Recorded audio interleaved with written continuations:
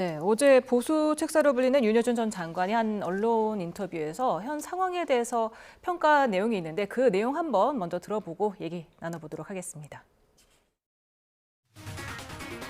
대통령 지지율이 15% 정도까지 내려가면 국정 동력을 다 잃어버립니다. 아무것도 할 수가 없어요. 제가 만약 여권에서 무슨 이런 전략을 하는 사람이라면 지금 이걸 어떻게 돌파하냐. 뭐 첫 번째 떠오르는 게 뭐 개헌해야 되겠네.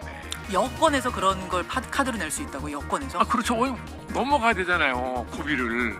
내년 봄에 만약에 이게 뭐 참 말하기가 조심스러운 거지만. 네, 뭐 개헌 얘기도 나왔고 지금 15%가 되면 굉장히 위험하다고 얘기를 하셨는데 이 15%가 마지노선입니까?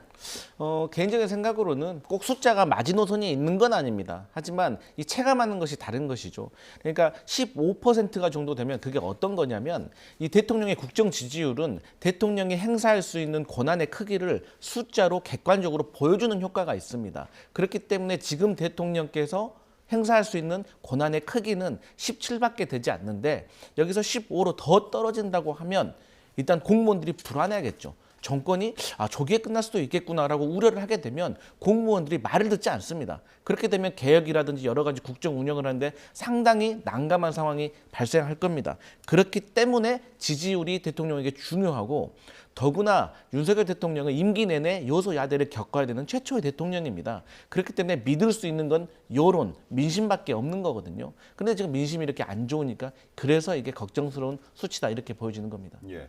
뭐 방금 녹취에서 이제 진행자가 다시 한번 되묻기도 했는데 낮은 지지율의 돌파구로서 여권에서 개헌을 추진할 수 있다. 이 부분 가능성 어떻게 보십니까? 저는 이제 어렵다 봐요. 우리 9차까지 개헌이 있었죠. 전부 다 대통령이 제안 발의하지 않은 개헌은 없었습니다. 대통령이 협조 없이는 개헌이 어려워요. 그런데 대통령이 임기 단축을 왜 하겠습니까? 특히 임기 단축하면서 중임으로 미국식을 바꾸잖아요. 우리 헌법 128조에서 당의 대통령한테는 효력이 없어요. 그건 다음 대통령부터. 그게 우리 헌법이 그래요. 그러니까 헌법도 안 보고 좀 떠드는 이야기입니다. 헌법에 보면 이게 중임 개헌하든 임기 연장하든 그 당의 대통령한테는 적용이 안 된다. 이 말씀 드리고요.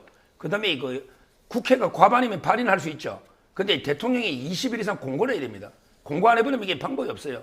그럼 탄핵하든지 해야지 뭐. 또 이게 국민투표에도 대통령이 공포를 해야 효력이 있어요. 법률은요. 대통령이 공포 안 하면 국회의장이 5일 지나면 공포할 수가 있죠. 근데 헌법은 대통령이 공포해야 됩니다. 따라서 대통령과 국회의 협조가 없이 개헌이 된 예는 없습니다. 없어요. 제가 단언하건대 탄핵보다 개헌이 힘듭니다. 또 이게 지금 여론은 대통령 비판 여론이 많죠. 그런데 윤석열 대통령 임기만 줄이자고 개헌하면요. 아마 이게 나라가 두 동건 날 겁니다. 아마 이게 광화문이나 나라가 두 동건 나요. 이 혼란을 버틸 수 있을까요? 어느 특정인 대통령만 임기 줄이자고 개헌하면 어느 국민이 지금 여론하고 싹 달라져요. 저희 옛날에 저희 보수도 노무현 대통령 지지율이 이래 낮았거든요. 그래가지고 탄핵했다가 완전히 역풍 불어가지고 그때 총선에 참패했지 않습니까? 따라서 이런 일반적인 지지율하고요. 탄핵이나 개헌에는 다르다는 걸 말씀드립니다. 네, 법을 잘 아시는 서정호 변호사님께서 이렇게 절대 불가능하다고 호언장담을 했는데 그런데 지금 야권에서는 임기 2년을 단축하는 내용의 헌법 개정 추진연대를 공식 출범하지 않았습니까? 네. 근데 이제 개헌 같은 경우는 우리 서정호 변호사님 말씀하신 것처럼 대통령의 결단이 필요한 일인 건 맞습니다.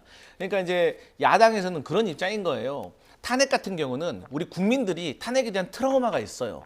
그리고 이 탄핵을 2번 연속 보수 정권에서 이루어진다면 보수의 정치가 망한다라는 위기의식이 있기 때문에 사실 보수의 지지자들 중에서도 이런 탄핵에 대해서 상당히 부정적인 인식이 있습니다. 그런데 탄핵 같은 경우는요. 헌법재판소에서 위법성이 있어도 또 그 위법이 중대한지 안 한지를 또 판단을 하잖아요. 그중에 또 중요하게 보는 것이 국민 전체의 여론인데 그러기 위해서는 야당의 지지층, 중도층 그리고 여권의 지지층 최소 절반 정도는 탄핵에 동의를 해줘야 되는 겁니다. 그렇기 때문에 시간도 상당히 오래 걸리고 현실적으로 어려운 면이 있습니다. 하지만 이 개헌이라는 것은 꼭 대통령의 임기 단축도 있지만 시대적인 소명과 과제도 있는 거예요. 그렇기 때문에 뭐 대통령 중임제라든지 중대선거구라든지 여러 가지 지금 우리가 오랫동안 논의해왔던 과제들을 한꺼번에 해결하는 어떤 상징적인 의미도 있는 것이고, 또 이 개헌은 국민 투표로 하는데 국민 절반이 넘잖아요. 그럼 해결되는 거고, 국민들이 또